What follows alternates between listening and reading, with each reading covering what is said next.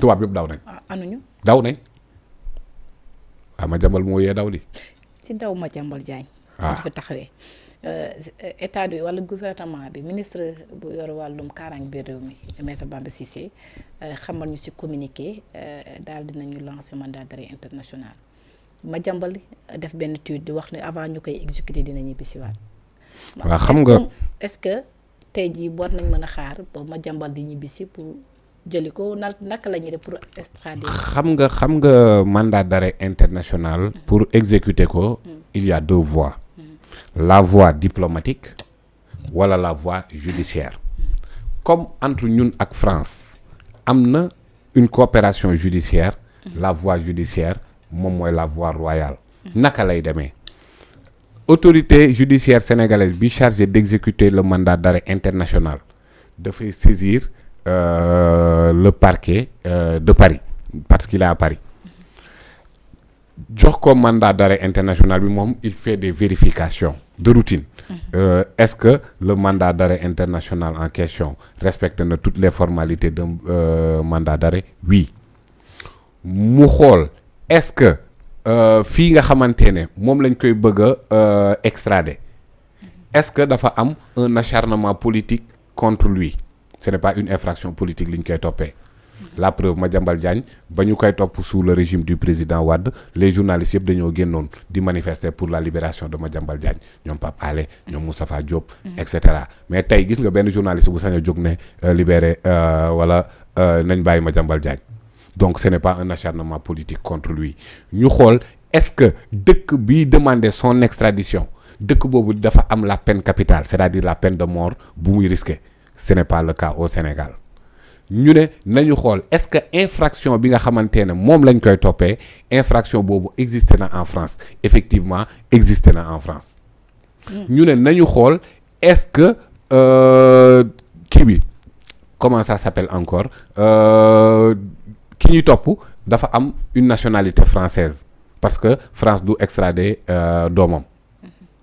Madiambal Diagne n'a pas de nationalité française la preuve bi muy dem dafa amoon visa France donc toutes les conditions sont réunies pour ñu mën a exécuter le mandat d'arrêt international pe boobaa dañ koy jox Interpol donc kon Madiambal xam na ni toutes les conditions sont réunies pour que fépp fu ñu ko mënti jàpp parce que mandat d'arrêt international loolu lay tekki maanaam fu ñu la mënti fekk ci àdduna bi mën nañ laa teg loxo ne la ci andiwaat la Sénégal Madiambal Diagne xam ne ne mënul rëcc ci loolu oui parce que nee naa la rek il faut donc moom lu muy dalalee xel nit ñi di wax ni dafay avant ñuy exécuter dina ñibbisi parce que bu ñibbisiwul dañ koy jàpp si te daa gën a ñaaw maanaam yenn ko jagatee indi ko gënul yomb mu ñëwal boppam looloo tax mu wax loolu. non par exemple dama bëgg a wax comme mandat d'arrêt international am na est-ce que tey bu génnee nar a dem génne rek bu ñu tase moom wala aéroport ni ñuy indi. xam na ne mënul rëcc léegi nag ñu yenu la jagatee la andi dafa gën a ñaaw nga fexe yolos si sa bopp ñëw ne maa ngi nii d'autant plus que nit ki bu amoon lu muy bañ ñu jàpp sa soxna jàpp sa doom. sa ñaari doom ba pare nga ne tiir génn réew. xam nga ne kooku. jàppale sa sëriñ ak loo mënti préparer défense man bu ma jógoon ne jàpp nañ samay doom lu ma jàppoon dama koy bàyyi te yegg si.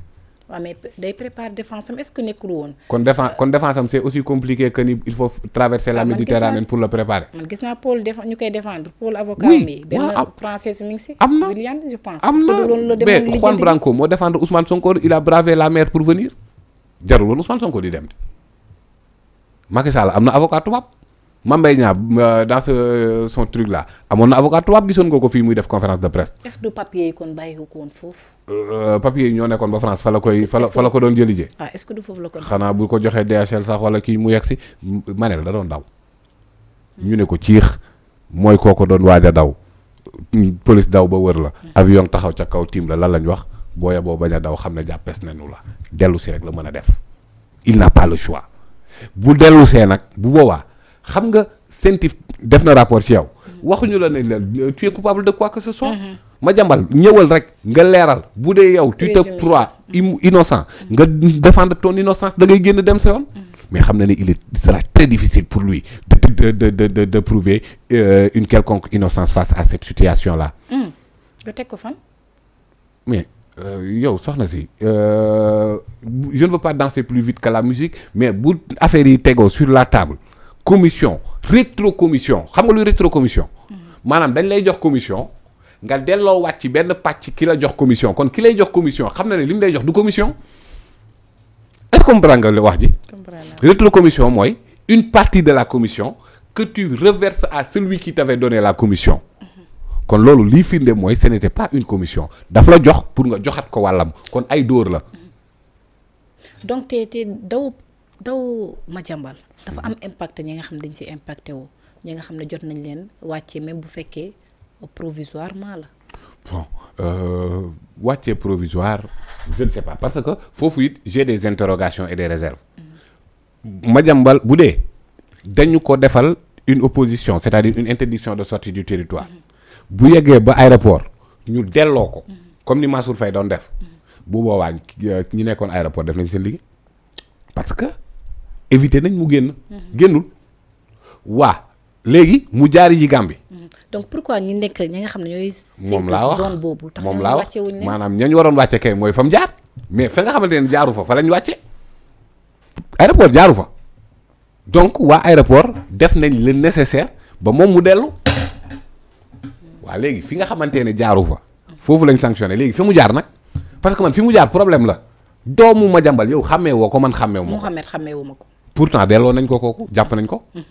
nan lañ def ba mën a jàpp doom ji baay ji romb baay ji jàll kéwél du tëb doom ji bët te fii kéwél ga daa tëb doom baay ba bët baay baa jàll te baay bi moo gën a neex a xàmmee léegi comme que baay bi neex na xàmmee fa mu jaar noonu yow mën nga dem Transgambienne.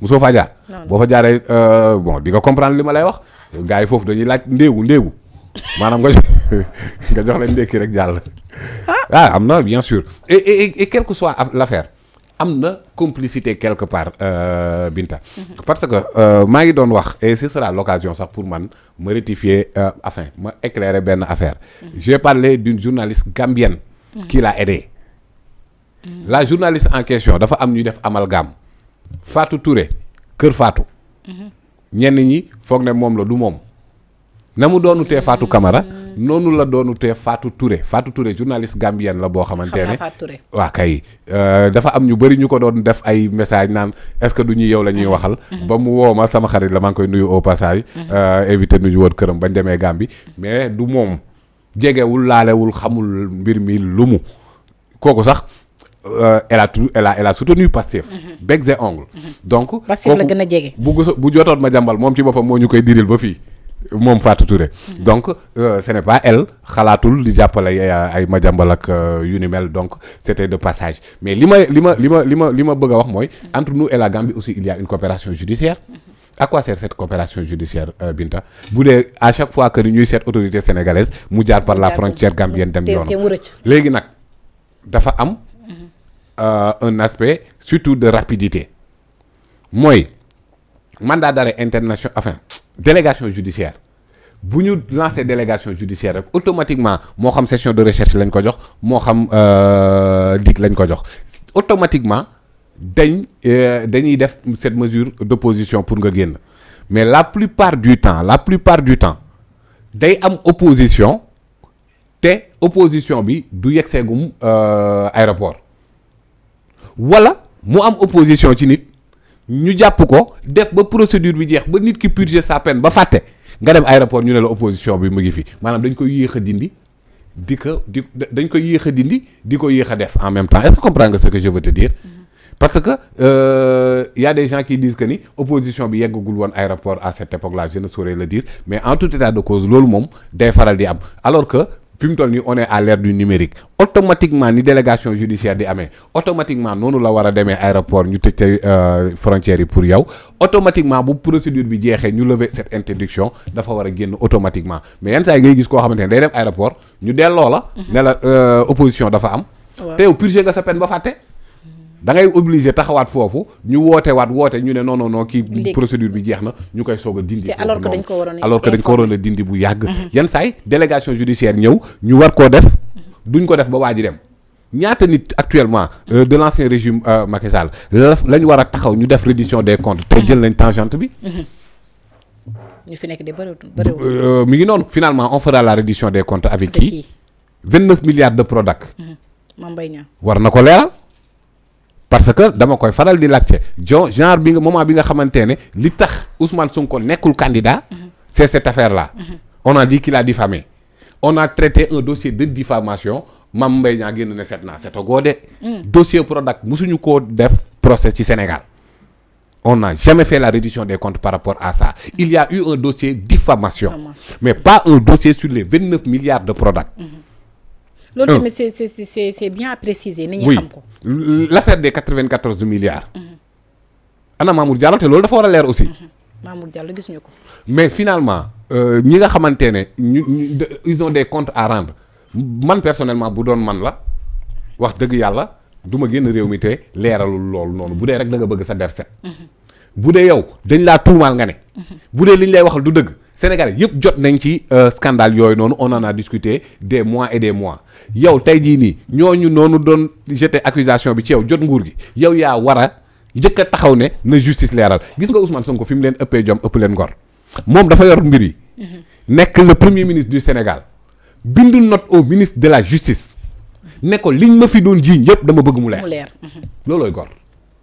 te loolooy ko amul dara looy reprocher sa bopp. te bépp dossier la wax. bépp dossier bu ma mës a concerné. na leer.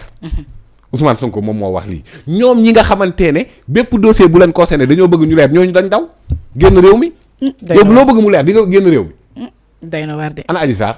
gisuma ko ana Mame Mbaye Niang. gisuma ana Mamour Diallo. mais Adji Sarr kii Madiambal Diagne taxul dafa gëdd na moo ko génne réew mi. moo tax ba gars yi di naan génn naa génnul man dama ko gëm parce que moom xam na yoonu daw ndax nee na moo dawale Adji Sarr apparemment Mauritanie la ko jaarale xaw ma Gambie. waaw donc kon ba ñu ne daw na man aw ma ci woon doute parce que xam na yoonu daw mais li ma la bëgg a wax mooy. ñooñu noonu doon taxaw tey di Ousmane Sonko nangam lu nekk ñu wax ko Ousmane Sonko de ba mu jotee ci mbir yi dafa ne dossier bu ko concerné na leer ñoom nag bi Ousmane Sonko bi jotee ci mbir yi dañoo daw. looloo tax ma ne ñun ñi nga xamante ne ñoo ñu wër Mauritanie Guinée Gambie ñi ci des dañoo war a rendre efficace et effective les coopérations judiciaires yi nga xamante ne ñoom la am ñooñu parce que xam naa ne amul benn dëkk bu mën a surveiller toutes ces frontières mënul nekk. France daa am ñu fay dugg Espagne boo demee Maroc di nga gis gars yi di jaar par Tanger di dugg Espagne mexicains yi dañuy dugg États-Unis donc amul réew bu mën a sécuriser frontière am yëpp. pour ñuy wax naan Sénégal rideau Maïga la kon bépp àdduna bi yëpp mooy rideau Maïga mais terewut ñi nga xamante ne tey jii nii si l'opposition de sortie du territoire communiqué woon nañ ko à la Gambie bu jaaree Gambie jox ñu ko dañu koy jox donc ci loolu laa lay wane ne mbirum ngor laa lay wax mbirum ngor ki nga xamante ne dañ ko doon jiiñ lu nekk nag xeetu tam dëmm bu nekk ñu def ko moom Ousmane Sonko terroriste atteinte à la sûreté de l'État viol vol lu nekk wax nañ ko bi mu jotee ci nguur gi de moom am na ngor taxaw ne lépp loo xamante ne mës nañ ma cay cité na leer ñoom nag bi Ousmane Sonko jotee ci mbir mi ñu xam ne leer du jubanti agsi na une justice équitable agsi na yoon du jeng day def liggéeyam yoon bokkul ak yoon bi nga xamante ne ñoom seeni jamono Ahmed Suzanne Camara dafa ne woon nañu rey ji Ousmane Sonko kenn defu ko dara Cheikh Seck dafa ne woon candidature Macky Sall bu jaree ñu dox ci cadavre nañ ko def le maire Omar Ba dafa waxoon ne bu nekk naree bëy bi nekk en feu et en sang Dumburu Sow ay jaasi la waxoon nañ ko jëli ñooñu ñëpp yoon laalu leen woon léegi yoon nag dafa tëddee njaaxaanaay nga bokk Pastef ak nga bokk feneen lépp loo xamante ne yoon dafa war a def liggéeyam mi ngi ciy def liggéeyam ci ñëpp jamono boobu lañ taw maanaam jamono bi justice équitable jamono bi justice jengulee ñoom ca lañ leen gisul ñu ne mër te ñoom ñoo waxoon ne dañoo bëgg mbir yi leer Mame Mbaye Niang boo bëggee 29 milliards Prodac yi leer da ngay ñëw taxaw def ni Ousmane Sonko ne na justice leeral Mamour Diallo